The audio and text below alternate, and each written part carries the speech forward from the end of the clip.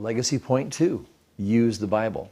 But before we get there, let's just review some of the things that we heard you saying to each other. What things make devotion so hard? Perhaps you didn't grow up in a Christian home, or the home that you did grow up in might have been a Christian home, but you just didn't talk about God. And there was no such thing as a devotion. You might not have ever even thought about it. So there was no pattern for you to follow, and you've never been instructed in it. Or life just gets in the way. Kids' schedules, the practices, the games they have to play in, the dance rehearsals, the recitals, all the things that kids get involved with, makes our family schedules just so full. TV and media, it's easy to fall into the trap of kind of escaping from all this busyness into a world where we're just passive recipients of some information or some entertainment, and just kind of breathe a sigh of relief that we can slow down for a moment. And those are good things, but all of them kind of work against us having the energy, the inclination, and the intentionality to have a devotion with our kids. And then sometimes families have kids that are like 12 years apart. How do you have a 14-year-old and a 2-year-old in a devotional experience that works for them?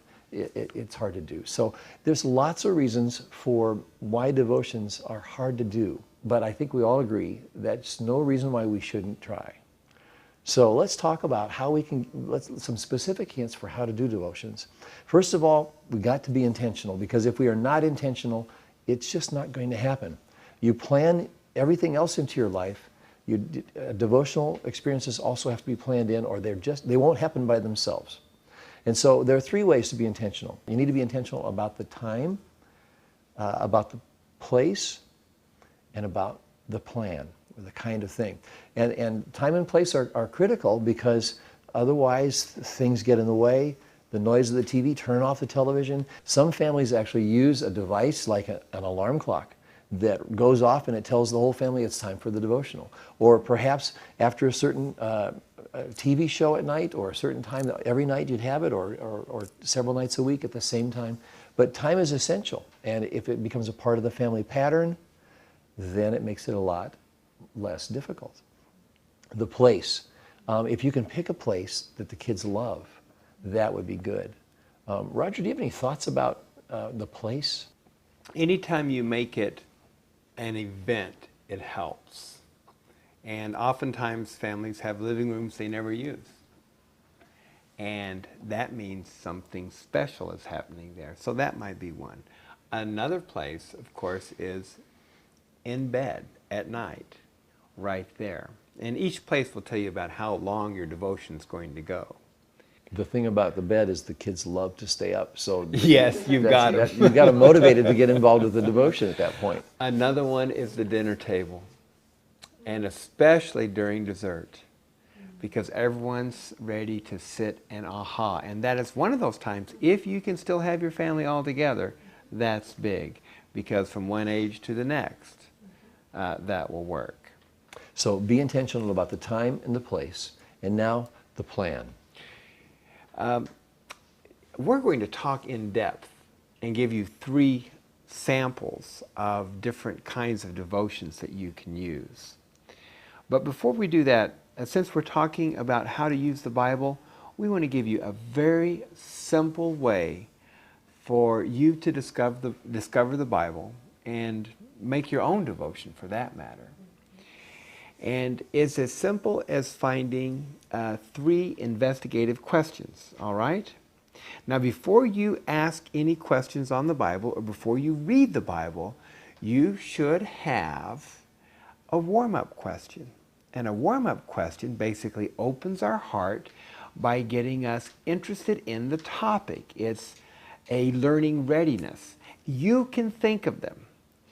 I'll give you an example. If you would give me a Bible event, I'll give you a warm-up question that would get everyone kind of ready to talk about something from their life about that.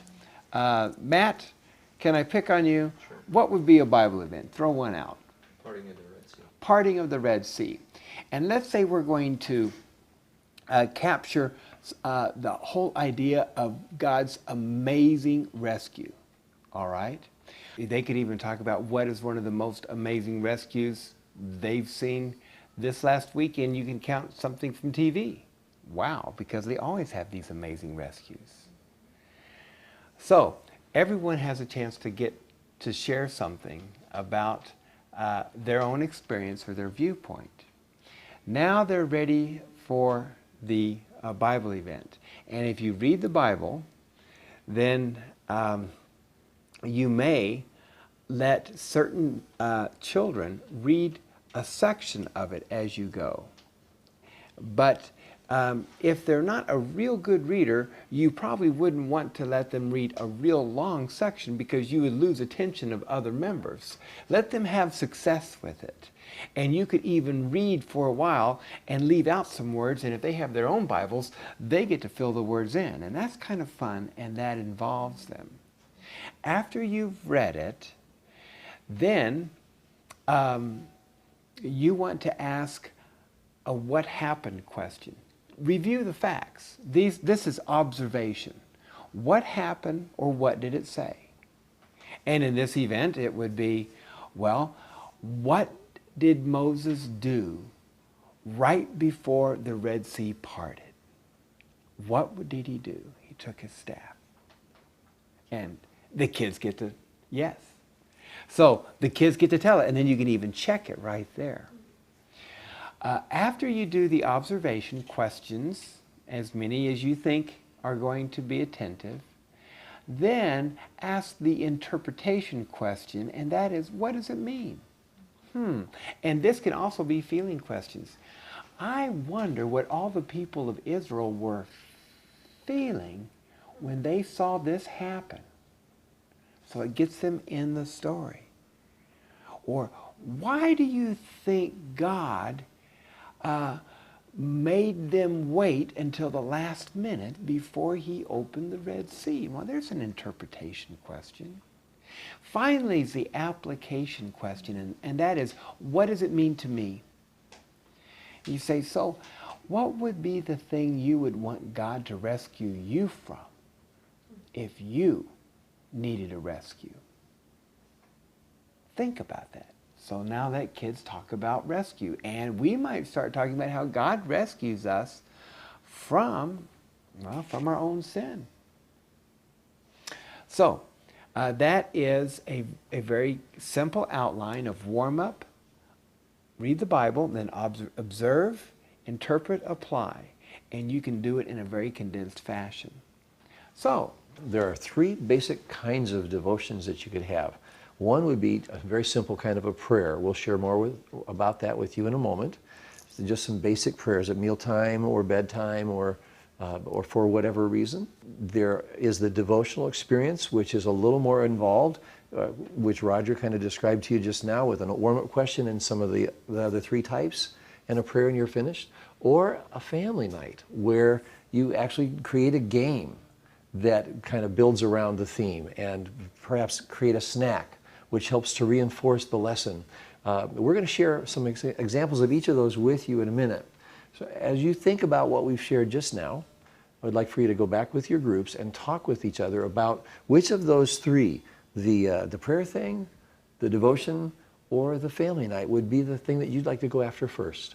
Talk about that and talk about why, and we'll see you back here in a few minutes.